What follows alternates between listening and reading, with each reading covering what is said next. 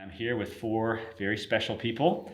I'm here with four funeral directors from our area, and they've agreed, or maybe they were voluntold to be a part of this interview, so we can talk about death and life and the hope that we have in Christ. And so I have several questions for you. We're just going to try to get through these. The first question, I love this question. Can you tell us which funeral home is the best funeral home here in our area? And who would like to go first? Well, I'd love to say me, but I kind of have a unique perspective on it because, 20 years ago, I started with Zwick and Jahn funeral homes, working with them. So I got a unique perspective working with them and knowing the kind of services that they give, and very good service there. Glancy's, I haven't had the opportunity to work with them or see their facilities, but I've always heard great things about the way their building looks, and gosh, with Ryan, we're first cousins, and we our mothers are sisters, so when my grandmother passed away a few years ago, we had the services there at his facility, and it was a great service. It was really great, and I thought they did a great job. So, got a kind of unique perspective on that. So, hopefully, with me being new, I can provide the same level of service that the county's had. Yeah. So, that's my thoughts on it. So, I guess I'm going next. Yep. So, you get to tag last. Great. Yeah. Oh, good. I look at it from this, the colleagues of mine that are around us today that Pastor Rick has assembled. We each do things in a unique way to serve each family that calls upon us in a very difficult and challenging time. We each provide a level of care that matches what our outlook is in helping those people who have suffered a loss, and we all do it very well. And that would be the direction that I would look at in saying who is best, because each company, each business here has an ability to connect and reach and help that individual family that feels comfortable contacting that specific firm. I would say that one of the unique things about all four of us sitting here today is we are family owned and operated. Adams County is kind of a rarity. A lot of counties today, especially Fort Wayne, there's only a handful of family-owned, operated funeral homes. And that is our family, each one of us here today, is serving the families of Adams County. And so when you call any of our facilities, you're getting us, and we will be there for them. And that's something that, is very special. And we all provide that. Mm-hmm. When I first read the question, in speaking with you last week, I always have some sort of flippant, fun thing to say. And in reality, when you think about what our families are accustomed to in this area, we do have great funeral homes. We hear it all the time. We were across town. We were somewhere else. And to come back into our area and see the care that is given. And I think, honestly, that's good for all of us because it keeps us sharp, in my opinion. I think that if I could just fly by the seat of my pants, I would. You know what I mean? And we all would if we could. But I know that Zwick and Jahn or Glancy's or Brayden, they're gonna pick up if I drop the ball. And so it keeps us sharp. From that perspective, and so I think healthy competition is a good thing for the community. Yeah. Well, I didn't cause a fight with that question, so that's good. We made it past the first question. Right? Yeah. So another question to kind of break the ice: if we were to look in your closet at home, would we see a bright light highlighting a bunch of suits or funeral attire? Man, you're going to see me usually around in those short sleeve polos, the golf shirts like that. I'm crazy enough to wear them in the winter. I'm smart enough to put a jacket on, but I'll wear those year round. So. I have no idea what my clothes look like in my closet because my wife pulls it out every day and dresses me for it. So thanks, honey, for making me look good today. Yeah. So my closet is color coordinated, and 2 bars in my closet. 1 bar is the colored clothes, and the second bar is completely the black clothes. You know, black swimming women. You know, we gotta stick to black. My closet is really separated by those that I can still fit in and those that I cannot. And so then we lose weight. Okay, this is my new wardrobe. So it's like I bought new clothes, but I really didn't. It was Summer and winter. Yeah, exactly. Little fluffy in the Yeah, winter. yeah. We're a lot fluffy, my case. Another question I think I'm really curious about. You guys have been around funeral homes, directing funerals for a while. What's one of the either strangest things that's happened at a funeral home or funeral that you can share, or maybe one of the dumbest things you've ever said or done at a funeral home that you're willing to share? I have a list. Okay, yeah. I mean, I could start and, you know, take foot, insert in mouth. I've done that quite a few times. One that there's nowhere to hide and I've done this one time, and it's haunted me ever since. Lady came in to the funeral home. I took her coat, hung it up, and I said, "How's your husband doing?" And she said, "Well, you buried him 6 months ago." Yes, I did. It was one of those things. It was just kind of like I knew he had been bad, and my mind was not. I totally spaced, which then you have nowhere to go. I feel like a total heel, which is wonderful. And I could go on, which I wanted to give the rest of my colleagues an opportunity to answer that question. I would say for me, every day we deal with a new family. We meet new people, thousands of people every year. And I would say the most embarrassing thing is to call somebody by the wrong name. That has happened to me, and it has caused me several nights of not being able to sleep.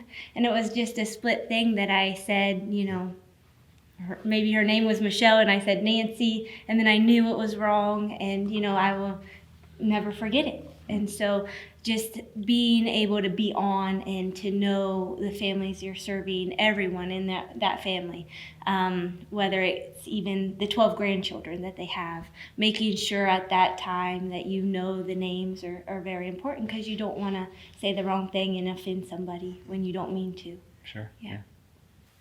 Exactly. I've been there, done that too, and that's. I just own my baggage.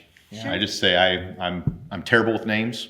It will get better, but 2 weeks from now, if you ask me, I may struggle to come back, which is a marked contrast, because I have people that come up that say, "Well, your grandpa, he would have the whole family tree outlined and as you came in." And it's like, yep, different bygone era is unfortunately what I have to say at that point, which to some level I think is a degree of technology, and that as our kids and as those who are younger than us coming through are not used to that personal interaction, whereas our parents and our grandparents, those were big things when they were communicating and doing things with their church families or their other families. The dimensions of society were different. Sure. But mine would be just when you usually make small talk with somebody and say kind of how's it going, and that's my biggest one that I've tried to get rid of, because when you're greeting a family and they're coming in, or even people coming to visitations, you walk up to the loved one who just lost somebody and you say, "How's it going?" That's the one that after you say it, you stare at them and you're like, "Well, what do you expect them to say?" "Well, you're burying my loved one today, so not great." So those kind of statements to where you're trying to just talk and you say some of the things like that are just inappropriate. Oh, yeah. I've been there So before. yeah, those are the ones that. My biggest thing that it's most embarrassing is getting specific directions on how to get to a cemetery from a family. And being at the point of no return and realizing, this doesn't look like the scenario I was supposed to go to. And so going down a stone road with a procession, and the pastor's car is right behind me, freshly cleaned, freshly washed, and the directions we were given was 1 mile to the north of the road we were supposed to be, and it was indeed supposed to be 1 mile to the south of the road that we were at. So at that point, there's nothing you can do. We got to the cemetery and had the committal service, apologized and so forth, and afterwards pastor says, hey, this concludes our services, and I invited everybody to the meal. And I said, but if you have any directions on how to get to the church from here, please don't ask me, because you probably won't trust the directions I'm going to give you. That's great. Oh, I've been there before. I've been there. I can one up you on that. I was on my way to Mount Tabor Cemetery on Pickway Road, and the Schultz construction guys were doing a bridge. They failed to put the bridge out sign. And I had probably 25 or 30 cars behind me, and I'm leading on, and I'm pulling up, and I'm thinking, that doesn't look good. That doesn't look good at all. It doesn't look like there's room for anything to go across it. Well, there wasn't. There was no bridge. It was gone. And I get up there, and they're like, uh-oh. And so you try to do a You turn. 3-point turn In a hearse. in a funeral coach on a narrow road. It's exciting. And then all And the then fam- have to have everybody else do it. Yeah, well, the problem is not that, is out there too. All the roads go like this, and they're going every which way, and then they're supposed to lead to where I need to go. And I'm thinking, oh Lord, I don't know if I take this road, am I going north, because it's heading, they all intersect. And I got there. I mean, it was just blind luck. I'm just going to tell you right now, it was total blind luck. But when I got home, my wife's great uncle worked for the county. And when I got home, I pulled in. There was a county bridge out sign in my driveway. So that was it. Reminder. Yeah, just a little reminder. Good time. That's very good. I've been there once. I took a service to Marion National Cemetery. The cemetery, because it's ran by the government, is very strict on you bury on every hour. You cannot be late, or you will not get to bury that family's loved one. So I was in talking with the lady that runs the cemetery and telling her my ETA. I was going to be there 10 minutes prior. Everything was going great. And then, now technology today, you put things in your phone, GPS. There was nothing that was, wrong in the GPS. Everything was green, no red. And right at the cemetery, there sits a railroad crossing. And the railroad was closed. They were working on it. And so there's no way to get into Marion because of that railroad crossing.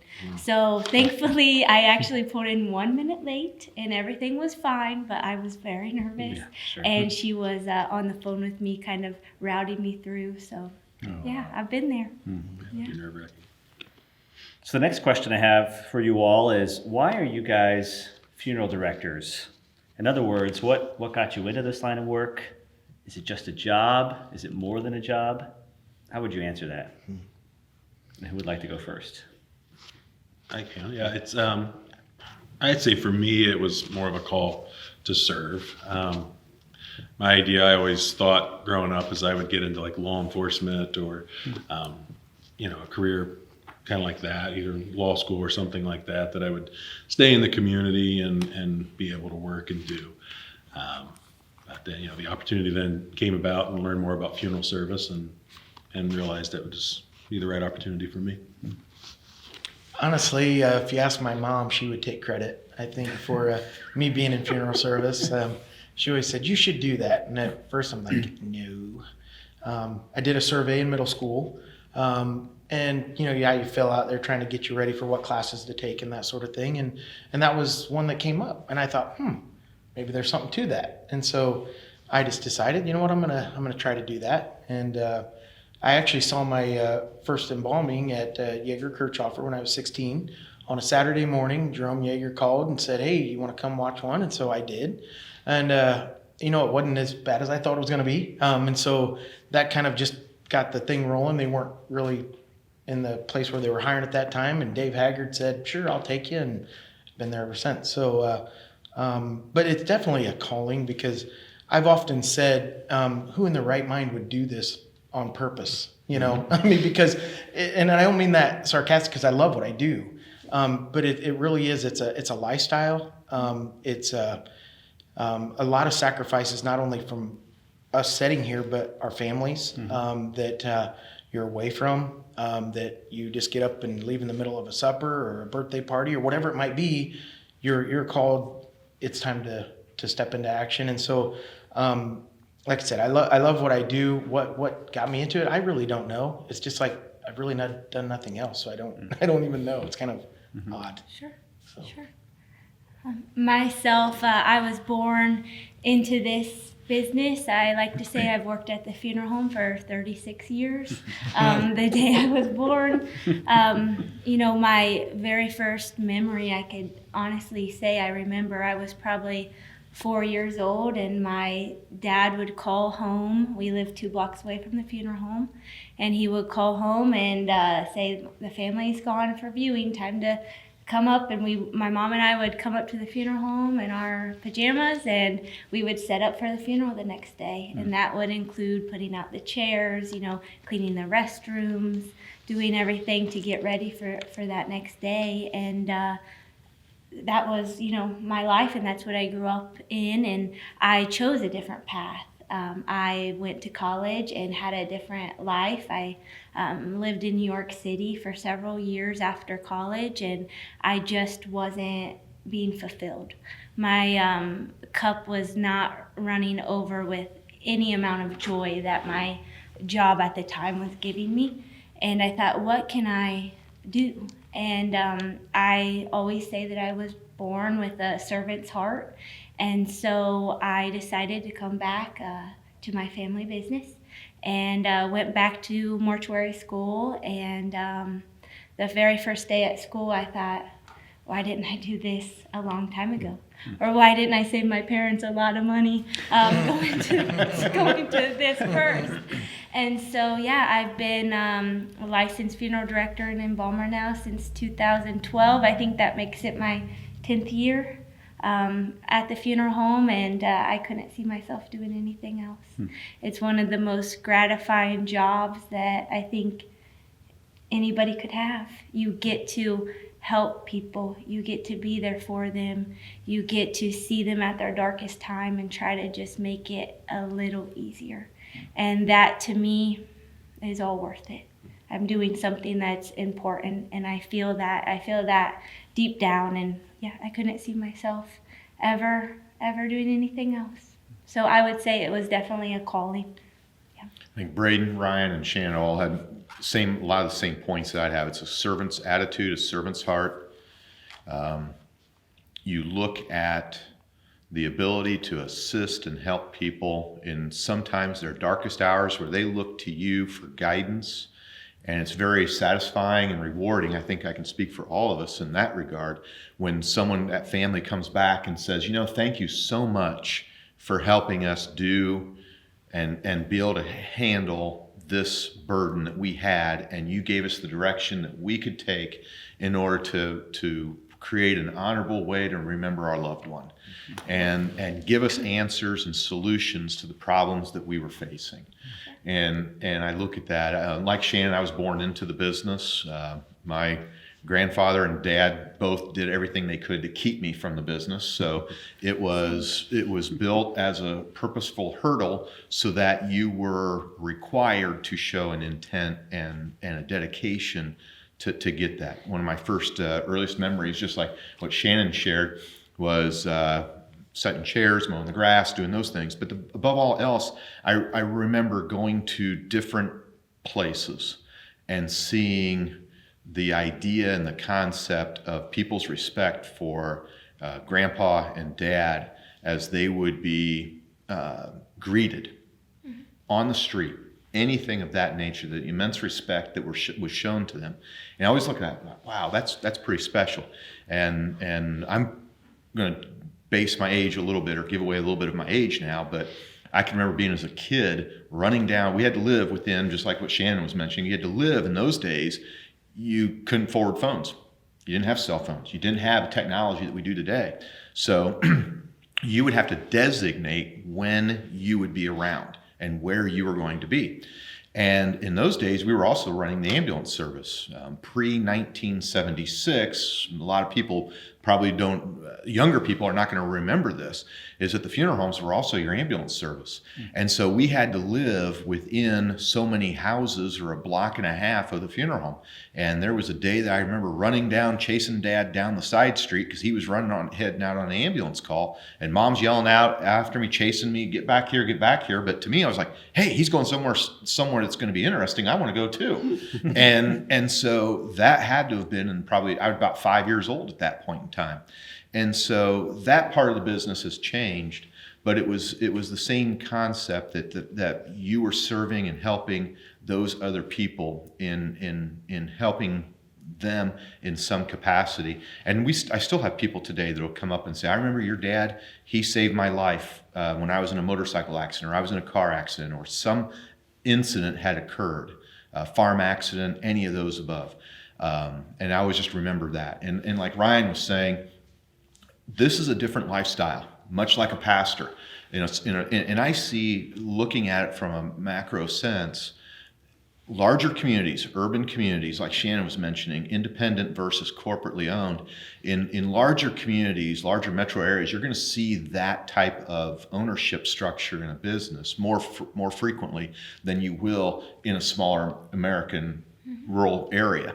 But the demands on the rural funeral homes are going to be much like you would for clergy that I see, in that you are on 24/7, 365. I can remember, to me, it was no big deal. It's like, and probably Shannon too. It's like, oh, Dad had to leave. Okay, so we carry on. Well, Dad will get back later after the birthday party. It's okay. Not a big deal. That's normal. It's not normal to everybody else. And as the new generation of professionals are coming into our business now, that's one of the things that's really hard for their friends to understand. One of the interns that we had that worked for us, who's no longer in funeral service, had mentioned this. My friends just look at me and say, can't you just switch a weekend? And that is such a big ask.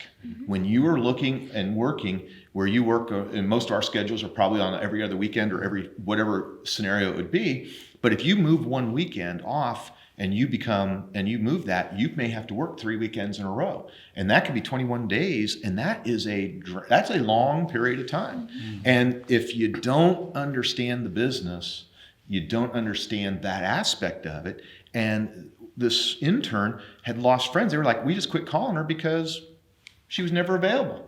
But when do most people who are younger going to go out? It's going to be in the weekends and so forth, and it's a different lifestyle, and that just really takes to root what you see in the rural areas of our country. But it's, I think, also what makes us better. So one of the reasons I wanted to get you all together is to talk about death. Why do you think that the average viewer, average listener, is uncomfortable talking about death? Why are we so uncomfortable talking about and thinking about death? Fear, I think, is number one. At least for me, when I think about that, it's fear of unknown, fear of leaving things undone, fear of not finishing a project, not finishing relationships, not finishing whatever it is. That fear of just, you're never quite ready to be there. But what did I not finish? I think it is, for me, what could have I done? If I could go back, would I be at the same point that I am today? Or would I have done things differently?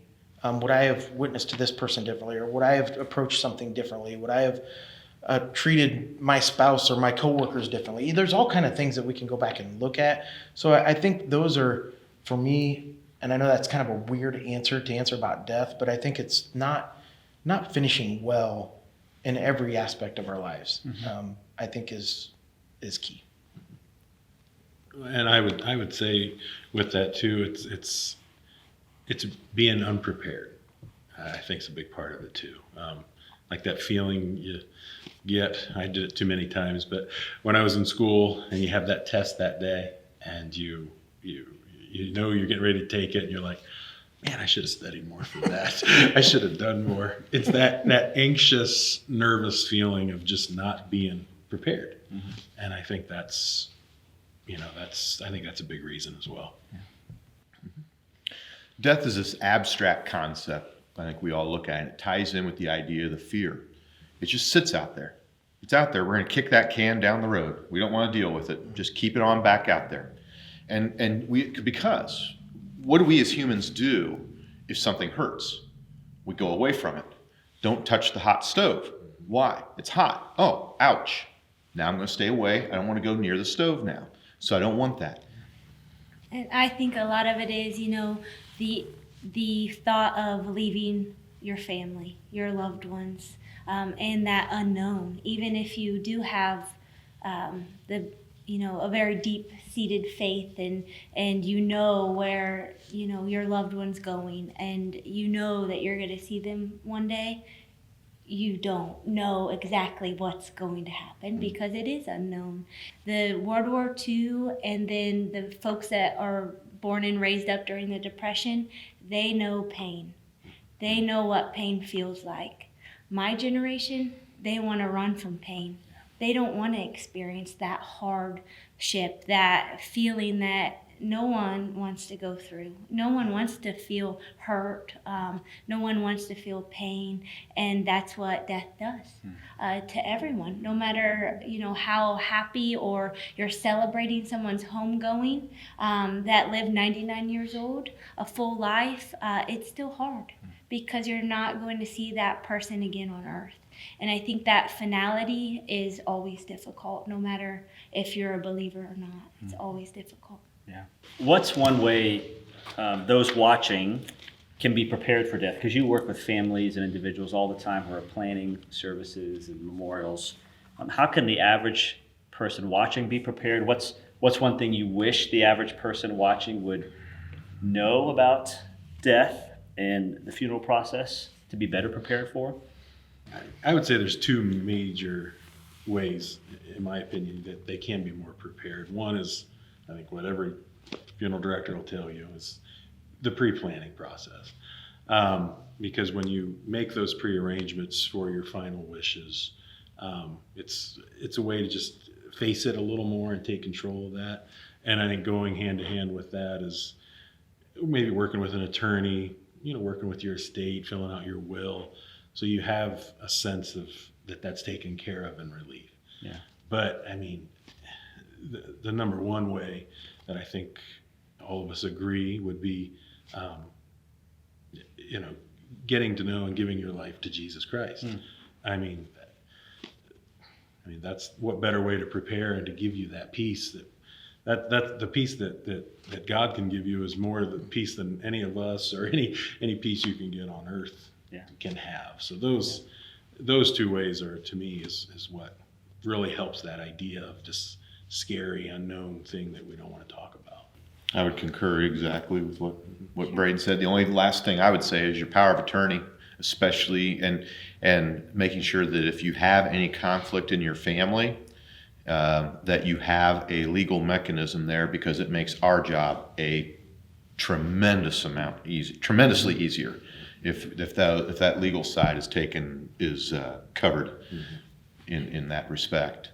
The hardest question I have is asking for permission to do preparation or the embalming. There's never an easy question to ask when you've had that loss. Sure. I've always felt. Yeah, especially And if it wasn't planned. if it's not planned, this is a time-sensitive question. And it is something I think that the average person doesn't really understand sometimes, the implications that happen if you defer that decision until a day or so after death has occurred. And I would just kind of piggyback off of what you guys said. When people think about pre-planning their funeral, the people that go through with it and they call and they make the appointment and they come in, after it's done, they are so relieved. And they say, well, that wasn't bad at all. That was actually a good time. We got to visit, and I think that people are relieved, and pre-planning doesn't mean prepaying all the time. It could just mean going in and jotting some things down in your file, some things that maybe your family doesn't even know. You have a dress in the back of your closet that you want to be laid to rest in, and that's something important, but you may have not shared that with anybody. Which way are we looking at being prepared to die? Are we looking at For eternity, absolutely. Our relationship with Jesus Christ is the most important thing. For the people left on here on earth to deal with us being gone, I think it's very important as well. A 1A and a 1B, you know what I'm saying? To really get that done for your loved ones. Because then, and just as a side note, I think most families would probably spend more money saying, oh, we got to do this for Dad because he was the best. I'm going to get him the best. Well, if Dad was picking it out, Dad probably wouldn't get that, you know. And so from that sort of perspective too, I think it's just a good thing to get accomplished. It might even save you some money. Too, Absolutely, yeah. absolutely. Yep. Yeah. When you do a funeral, can you tell a difference between families that have hope in Christ versus those that don't? Is there a difference in the way they process things, handle things, or grieve, or is it not that much different? What do you think? 100%. Yeah. 100%. Just the atmosphere in the room. is Oh, different. absolutely. It's almost night and day, really, and theoretically it is. When for instance, Diane Amsted's service was just here last week, and she was ready.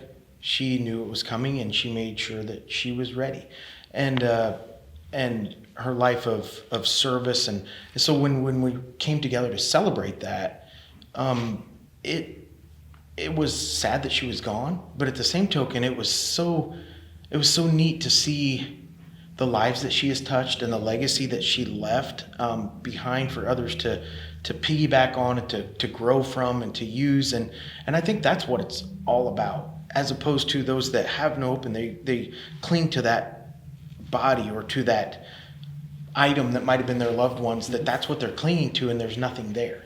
Yeah. And so it's obvious to me. It's so clear. I could say with my own personal experience, my father lost his 2 sisters and brother in 2-year time span, leaving him as the only child. And my grandmother and grandfather live a very different path when it comes to their faith. My grandma has always gone to church 3 days a week, never misses anything. My grandpa has been to church maybe 1 time ever in his life. And so just seeing them throughout the years, this was 20 years ago. They're currently 93 years old, and my grandfather still struggles with those losses because he doesn't have that hope, and it's been hard for him this whole time. Every day is still hard. And my grandmother's the complete opposite. She was able to, cling to her faith to get her through. And she, now at 93, she can't wait to be reunited again. Mm-hmm. Where my grandfather, he just doesn't think that way. And so I've seen that with my own family, and just how, the survivors, how they go on. And that's a big night and day difference. Before I came back here to Berne, I served a family that the man passed away, and he was a strong believer early in his life, and then he had lost a child. Mm-hmm. And his family said he was just so angry at God, and he never got over that. So even the thought of Scripture or the Bible, it just enraged him. Mm-hmm. And he had 4 children, and during that arrangement conference, it was hard because the 4 children were split because they felt, half of them, 2 of them was believers, the other half weren't. They were, cynical when it came to that, and it was hard. Conducting that service, with knowing that and having that and just watching that, and the children and the loved ones passed on, that is. It's difficult on people there and the funeral director as well. Yeah.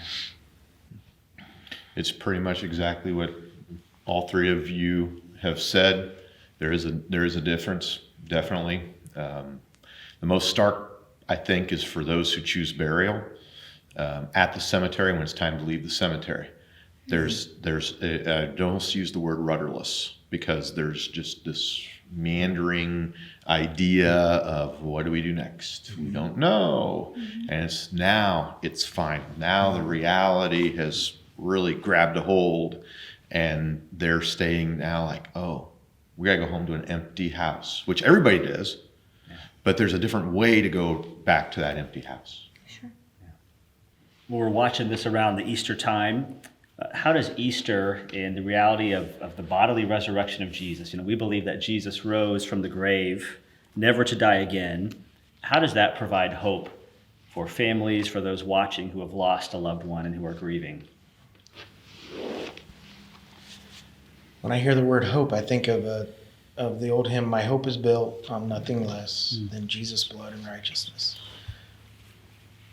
I think that's all that needs to be said at that point. I mean, there's nothing more important. There's no other hope that actually is hope other than that. And it's not the hope that, gosh, I hope I don't screw this interview up and Yeah. look like a buffoon up Yeah. here today. Which It's is the hope that we inevitable. know. It's a proven fact, and it's what hinges us together as Christians. It is the proof that we know that we are going to have eternal life. And that, like you said, Ryan, that is all any of us want, is that hope and to see our loved ones again. And that's what it proves. I think about when we were preparing for this, I was thinking about the disciples. They think about their week. Palm Sunday, everything's great. We're going into Jerusalem, having this. And then 4 days later, Maundy, Thursday, we got big problems. And then their best friend, their mentor, is gone by that Friday. So how different is that for them than what some people that we work with that have entered into a situation where they find something unforeseen, bang, they have to make those decisions and enter into that discussion point.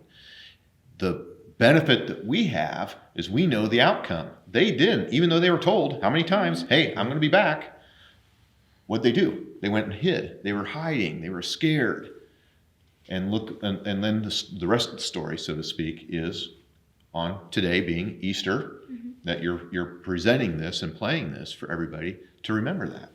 What would you guys say if there's somebody watching right now who doesn't have that hope? Maybe they're resistant or hesitant to putting their faith in Christ.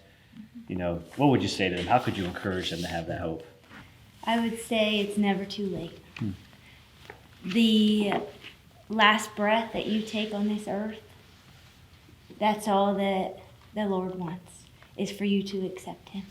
And He will forgive and take you that very last breath. As long as, you truly believe. And that's something that, I find, awesome. There's no time frame that you can have that eternal salvation anytime that you want. You just have to seek it out. Yeah, even today. Yes. Yeah. Yep. Yeah, because if you're waiting for that perfect moment to ask Him, when is that perfect moment?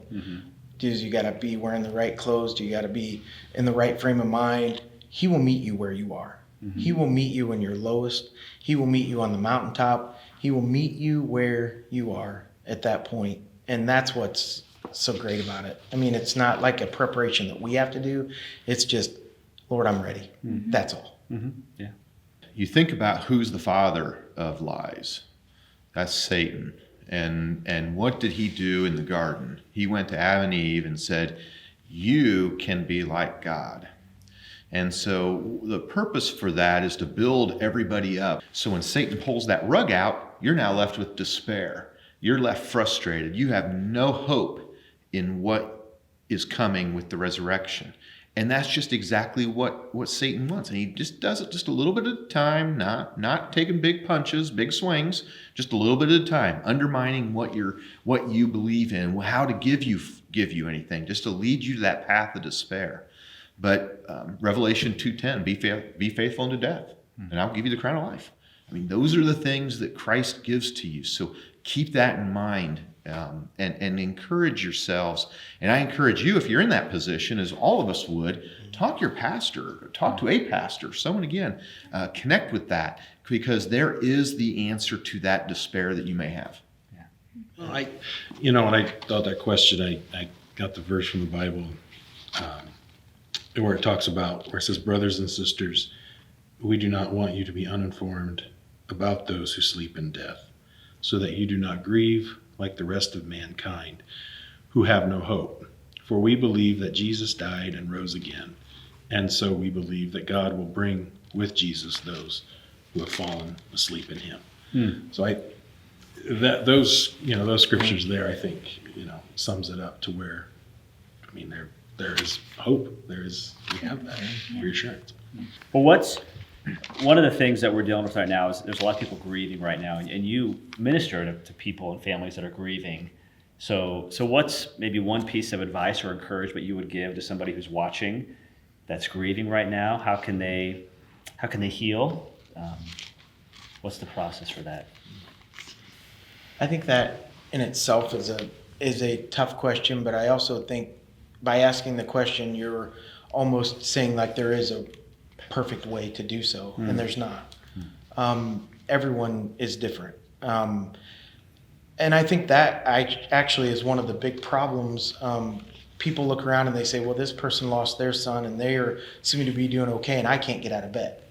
It's really not a comparison. It's really what you need to do every day just to move forward and to take that step. Whether that's seeking help from someone, maybe it's calling your pastor, maybe it's a friend that you can rely on, reaching out to other people is huge. But to say that there's a cookie cutter way to heal and walk through grief is really kind of insane to say, because it isn't. Because my relationship with my wife is different than your relationships with your wife or your relationship with your husband. So when I lose my wife per se, I'm going to react differently because our relationship was different. Me and you are not going to react the same way if we lose our spouse. And so to say that there's a right or wrong way, I don't think so. I think it's surrounding yourselves with people that are going to love on you, care for you, help lift you up, prayer, a lot of things like that I think are more important than putting timestamps on where you should be. Yeah, it's helpful. So don't compare yourself Absolutely to another not. person's Absolutely process. not. Yeah. You look at people look at, there's no set, as Ryan said, there's no set path to go to, but in their minds, in the person's minds, they think they're taking one step forward and 2 steps back, when in reality they're taking 2 steps forward and 1 step back.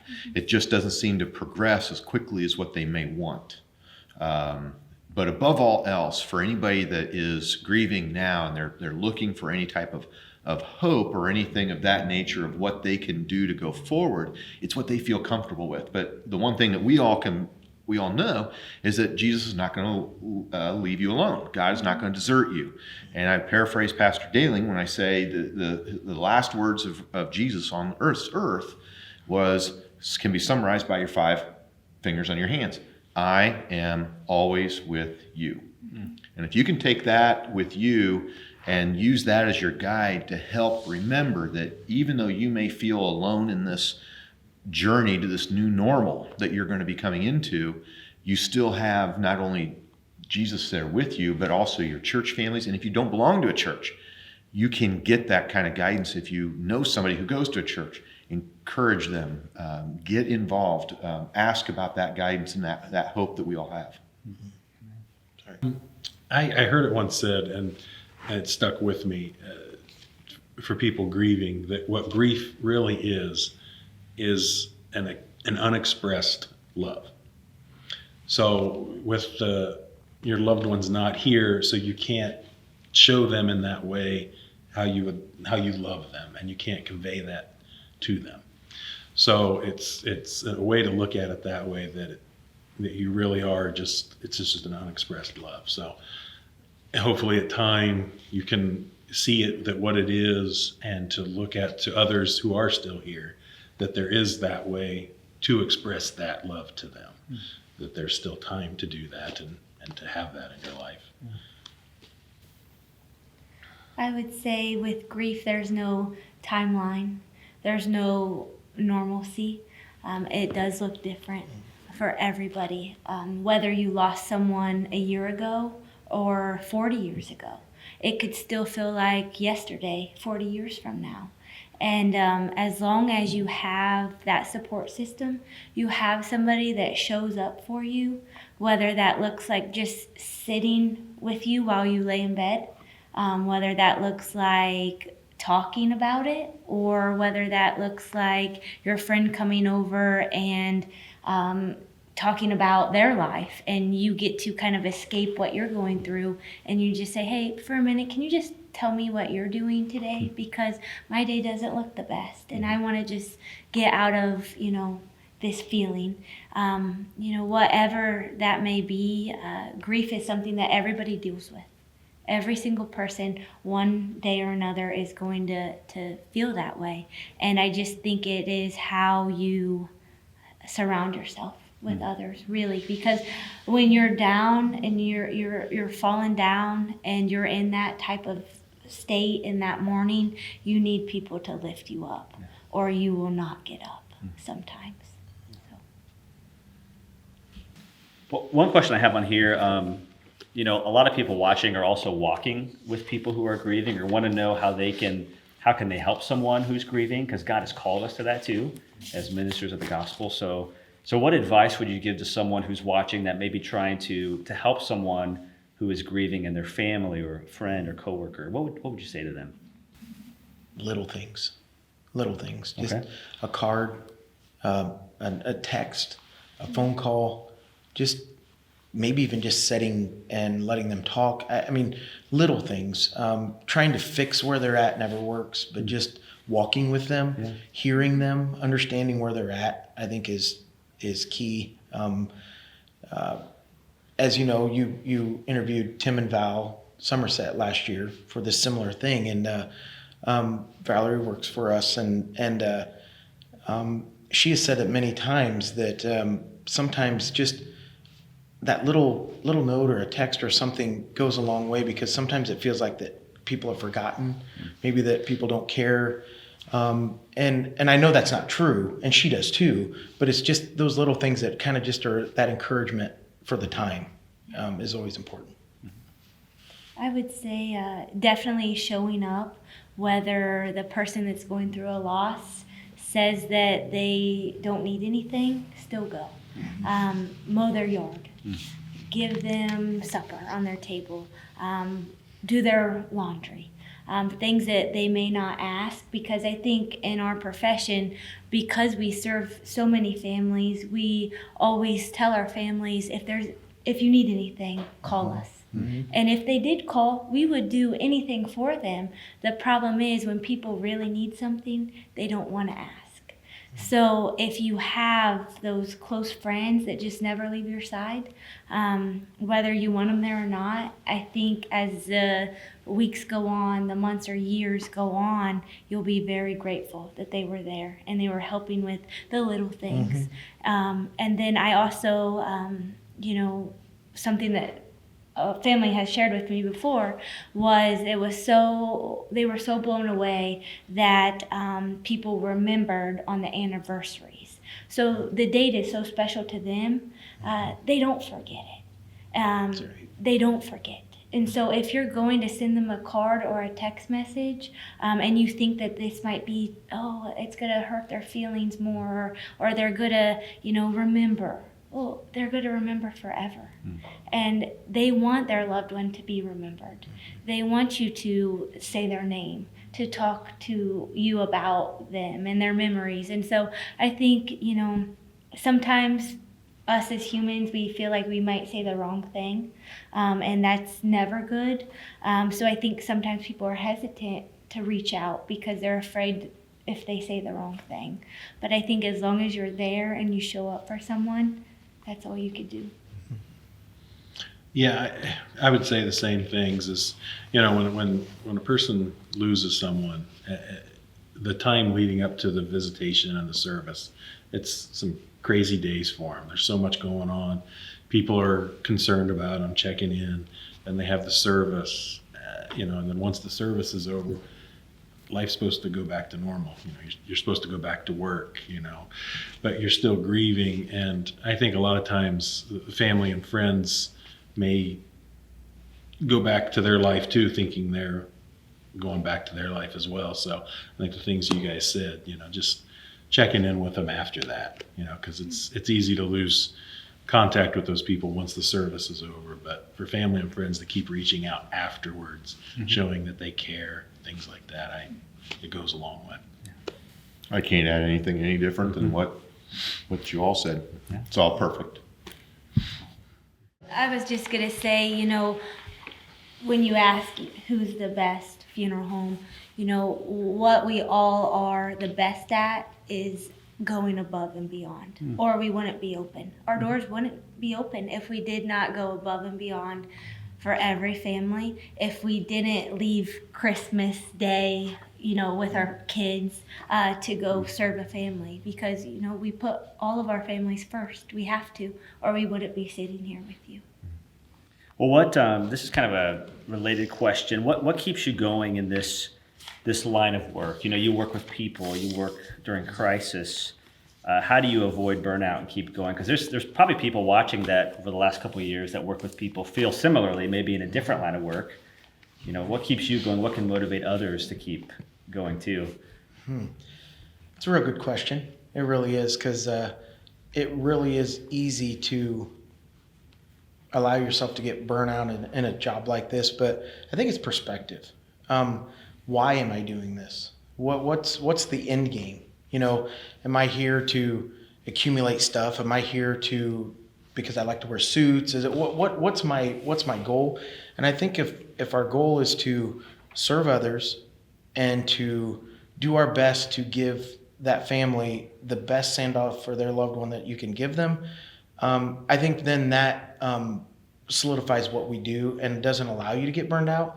I had a family one time that on Thanksgiving Day, I just sat down with my own family, phone rang.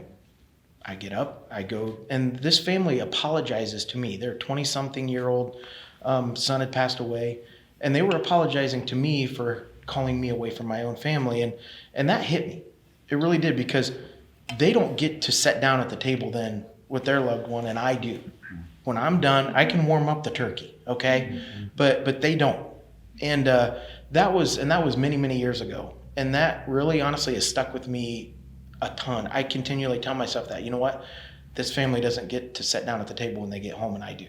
And that, I think, prevents that burnout, because you put the perspective on others instead of yourself. Well, for me, it's, you try to do some other things too. Like I always would like to watch sports, do things like that to kind of separate from it a little bit, to get your mind on some other things, because you're not supposed to. You hear it all the time. Don't take that home with you. But you do. There's services where you see the grief in the families, and you do start to. I'll feel that too, because always.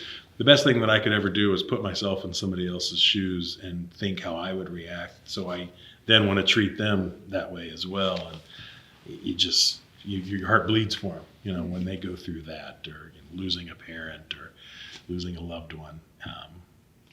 You just do. So you try to separate from it a little bit, but you don't ever want to get numb to it by any means. But if you ever did, that's why I always said, if I can't feel in a sense what they're going through and sympathize to that regard, then it's time to do something else, because you need to feel that with them. I would say for me, we own 4 funeral homes in 4 different counties, which means I'm in the car a lot.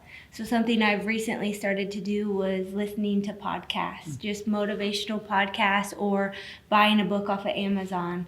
A lot of it is to do with grief and loss, just so I can remain in tuned. You do something every day and you want to continue to grow. You don't want to get lax in what you're doing. And so that's been a big motivation to me. And then I also use working out as a, stress reliever, I would say. That helps me every day, just to get my mind away from it. And then my biggest benefit would be my dad. So him and I share the same line of work. It's been a very special calling for both of us. And so we can talk to one another, and we understand. Maybe our spouses don't understand, our friends don't understand exactly what we go through every day, but I have him, my own dad, that I talk to, and that's really special, and so that helps me. To me, it's being active.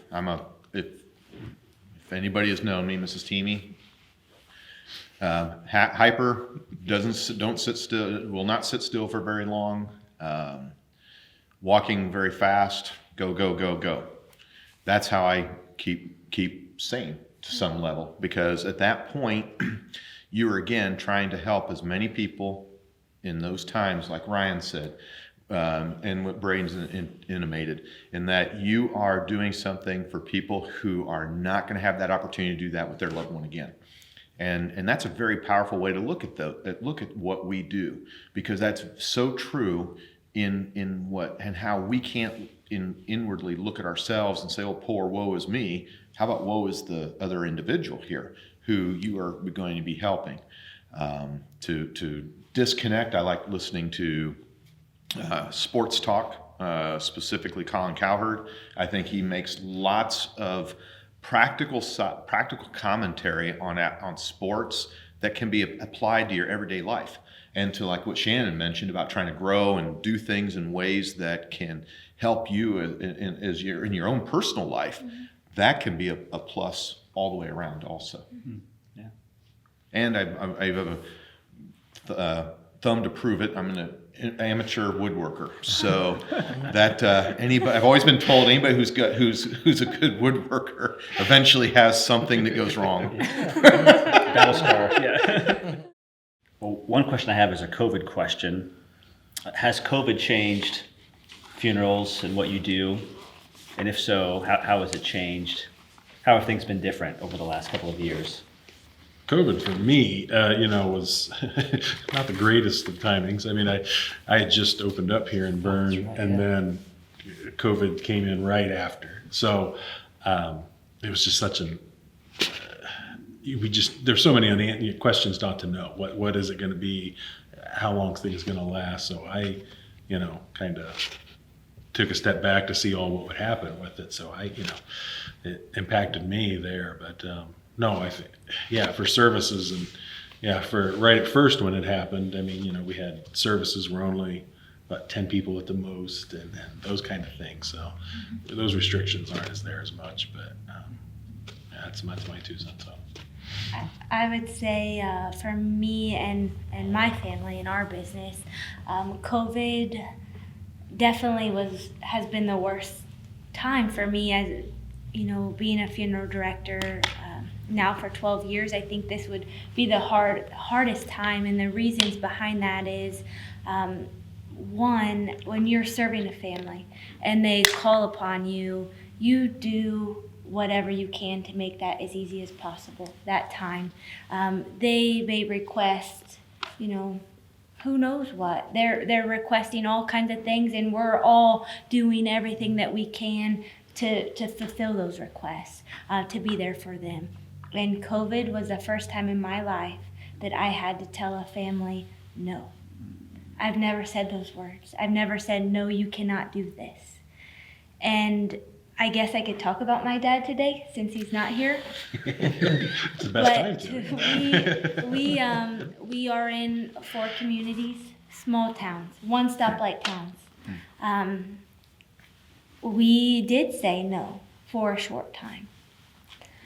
But that person, I think we've all talked about this in our previous questions, that person that passed away gets one funeral. Who am I to say, no, the grandkids can't come because you have 26 of them? No, they can't see their grandma for the last time because your family's too big. And in all honesty, we let people do things that maybe COVID was telling us not to. But then when families were very scared about COVID, and we all were scared when it first came about, we would accommodate whatever that family wanted. And there's still families like that today. There's still families that are scared. There's still families that want to, wear the mask, have the social distancing, and we do that. But families that don't want to have that, it's a relief to me now to say you can do what you want to do. And for me to say yes and not have to say no. And so that to me I've never experienced that before. And it was very hard, very devastating, because you want to do what that person wants for their service, because you only get one chance at it. And I have people today still tell me how just devastating it was that they didn't get to have that service for their loved one. And that breaks my heart. And it just happens to be, it was that person's time.